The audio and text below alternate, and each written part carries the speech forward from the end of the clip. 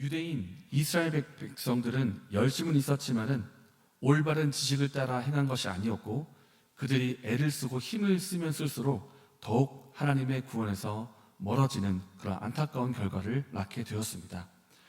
그들이 애쓰고 힘을 썼지만은 자신의 의를 내세울 뿐이고, 오히려 그들에게는 내가 선택받은 백성이라 하는 선민의식, 그런 자기 만족이 있었고, 자신의 의로움으로 구원에 이루고자 했던 그것이 유대인의 한계였습니다. 그들에게는 교만이 있었고 그들의 자기 의가 있었기 때문에 하나님의 구원에서 멀었고, 바울은 이러한 자신의 동족이 안타까웠던 것입니다. 이렇게 유대인의 한계와 유대인에 대한 안타까움을 말한 사도 바울은 오늘 본문에서는 이제 이방인에 대해서 말을 합니다. 이방인에게 경각심을 주는 말씀을 전하는데, 교만하거나 자만하지 말라는 것입니다. 유대인이 선민사상과 자기 의를 내세우려고 했던 것처럼 이방인 역시 교만할 가능성이 있기 때문에 조심하고 주의하라는 것입니다. 어떠한 이유 때문에 이런 경고를 했는가 하면, 당시에 처했던, 지금도 그러한 유대인과 이방인의 그런 상황 때문입니다. 유대인은 조금 전 살펴본 것처럼 자신의 의를 내세우려고 했기 때문에 복음이라고 하는, 예수 그리스도라고 하는 이 걸림돌에 넘어지고 말았습니다. 행함으로 의로워지는 것이 아니다. 우리 죄를 위해서 죽으시고 부활하신 예수님을 믿음으로 의로워지는 것이다. 율법의 요구를 모두 이루신 예수님을 믿음으로 의로워지는 것이다. 이 예수님을 마음으로 믿고 입으로 고백해서 구원에 이르는 것이다. 이렇게 기쁜 소식, 복음이 분명히 유대인에게 전해졌습니다. 그런데 유대인들은 이 복음을 받아들이지 않고 거부했습니다. 그래서 분명히 이 복음은 기쁜 소식이고 구원에 이르게 하는 디딤돌이 되는 것이 마땅한데, 저들이 믿지 않았기 때문에 이 복음이 디딤돌이 아니라 그들에게 걸림돌이 되고 말았습니다. 이렇게 유대인이 복음을 거부했기 때문에 무슨 일이 일어났는가? 복음이 이방인에게 전해지기 시작한 것입니다. 그리고 이방인이 그 복음을 받아들이고 구원의 은혜를 누리게 된 것입니다. 마치 집주인이 집에서 쫓겨나고 손님이 집을 차지한 것 같은 그런 일이 일어난 것입니다. 이런 상황이 유대인에게, 이방인에게 있는데, 이 상황을 두고 이제 사도 바울이 경고하는 것입니다. 자만하지 마십시오. 교만하지 마십시오. 왜냐하면 이방인들이, 우리가 잘나서 뭔가 잘해서 복음을 믿게 되고 구원받은 것이 아니라 유대인이 복음을 거부했기 때문에 이방인에게 복음이 전해진 것이고, 이렇게 하여 구원의 은혜를 누리게 된 것이기 때문입니다. 바울은 이것을 또한 비유로 말하고 있는데, 17절에 감람나무 비유를 말합니다. 17절에 밭에 두 개의 나무가 있습니다. 한 나무는 참 감람나무이고 또 한 나무는 돌 감람나무입니다. 마땅히 돌 감람나무는 안 좋은 열매를 맺을 것이고 참 감람나무는 좋은 열매를 맺을 것입니다. 그런데 막상 뚜껑을 열어보고 맺힌 열매를 보니까 좋은 열매를 맺어야 할 참 감람나무에서 좋은 열매가 맺히지를 않는 것입니다.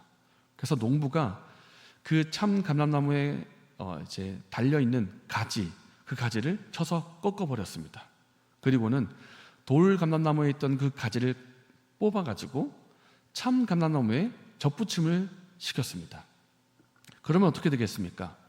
원래 돌 감람나무에 있던 이 가지는 돌 감람나무니까 좋은 열매를 맺을 수가 없는 것이 원래 형편인데, 접붙임을 받았기 때문에 좋은 영양분과 좋은 그런 요소들을 받아가지고 좋은 열매를 맺는 그런 형편에 처하게 된 것입니다. 이것이 바로 이방인의 형편입니다.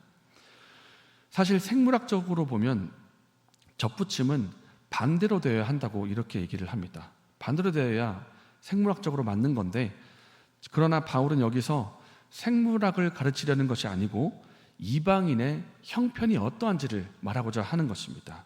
원래 돌 감람나무 가지에 달려있고 좋은 열매를 맺을 수 없는 형편의 이방인이지만은 하나님의 은혜로 참 감람노예의 접붙임을 받아서 좋은 열매를 맺게 된 지금의 형편을 비유로 말하고자 한 것입니다.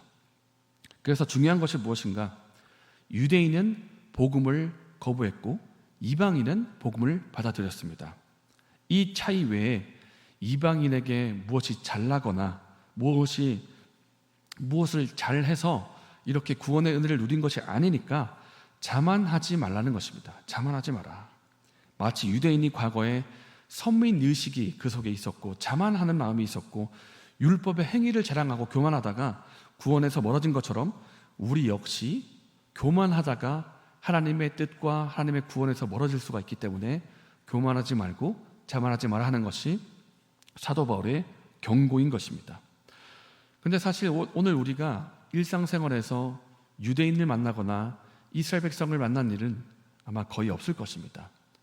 그럼에도 불구하고 오늘의 말씀이 우리에게 필요한 것은 우리가 유대인을 향해서 그런 마음을 품을 일은 많이 없겠지만은 대신에 불신자를 향해서 아직 믿지 않는 사람들을 향해서 이런 실수를 할 수가 있기 때문입니다. 아이고 저기 세상 속에 허우적거리고 있는 저 죄인들 좀 봐라. 정말 한심하다. 나는 이렇게 예수님 믿고 신앙생활 하고 있는데 저 사람들은 어떻게 저렇게 예수님 아직도 안 믿고 있냐. 쟤들 때문에 이 세상이 이렇게 더럽고 어두운 것이다. 저 사람들은 세상의 어둠이고 악이다.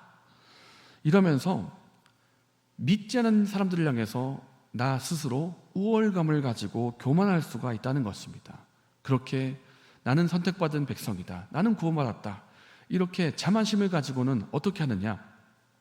믿지 않는 사람들을 향해서 보이지 않는 벽을 치고는 어떤 친절도 베풀지도 않고 먼저 다가가는 일도 없이 그렇게 자기 우월감에 빠져서 세상을 살아갈 수가 있다는 것입니다. 나는 믿는 사람, 너는 안 믿는 사람. 나는 빛 가운데 있고 너는 어둠 가운데 있고 이렇게 벽을 치는 것입니다. 이것은 과거의 유대민족에게 있었던 선민사상 그리고 우월주의 이것과 거의 비슷합니다. 이런 마음의 태도를 갖는 것은. 그러니까 우리가 이러한 우월주의에 빠질 수가 있다는 것입니다. 그렇다면 우리가 이런 또 다른 우월의식에 빠지지 않으려면 어떻게 해야겠습니까?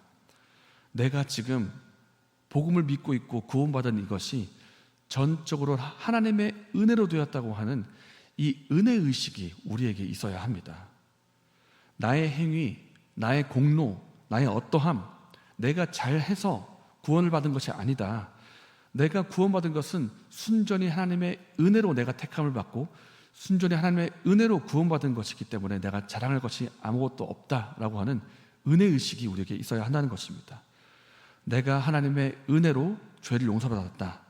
내가 하나님의 은혜로 구원받았다라고 하는 은혜의식 가운데 우리가 있다면 그런 감사와 겸손의 마음이 우리에게 있다면 우리는 다른 사람을 향해서도 믿지 않는 사람을 향해서도 사랑과 긍휼의 마음을 가지고 나아갈 수가 있을 것입니다. 그리고 다른 사람을 구원의 길로 인도할 수 있을 것입니다. 그렇기 때문에 사랑하는 여러분, 우리가 전적으로 하나님의 은혜로 구원받았다고 하는 이 은혜의식 가운데 우리가 있기를 원합니다.